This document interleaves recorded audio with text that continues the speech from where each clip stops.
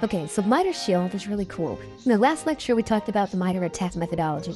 And now we're going to flip it on its end and look at the MITRE Shield methodology. This is when we're talking about active defense and cyber deceptions, which are sort of like distributed honeypots. And any blue team should definitely employ these techniques because they can certainly give you the upper edge against an adversary who has a foothold in your network.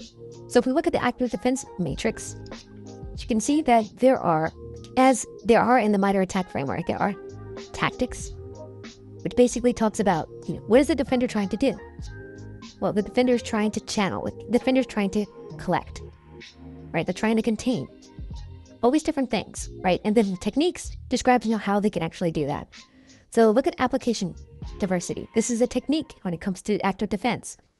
And what you can do here is you present the adversary with a variety of installed applications and services, right?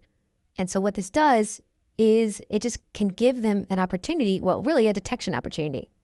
Here you can see, you have an opportunity to study the adversary, get some behavioral analytics, some behavioral indicators of compromise. You can discover what is being targeted, what is the adversary after.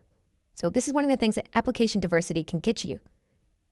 And then you can scroll down, you can get a couple of use cases, right?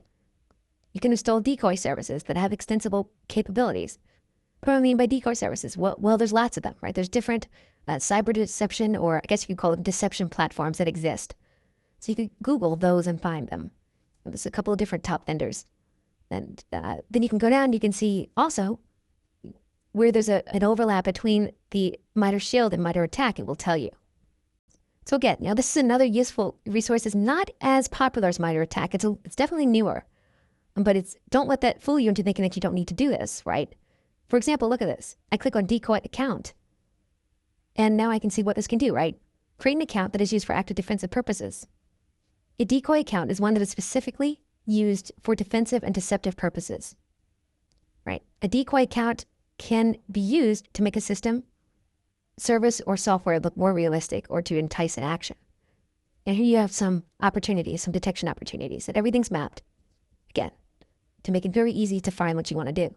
All right, so that's really all I want to show you for the MITRE Shield. And I just want you to be aware of it so that you know it's out there. You don't really have to study each of these tactics unless you want to. But, I just want you to be aware of it. It's relatively new, but it's definitely becoming an emerging resource for threat hunters and blue teamers. So in the next lecture, we are going to dig into the OWASP top 10 methodology, perhaps the most famous of all methodologies. So I will see you guys in the next lecture when we dig into the OWASP top 10. All right, see you in a moment.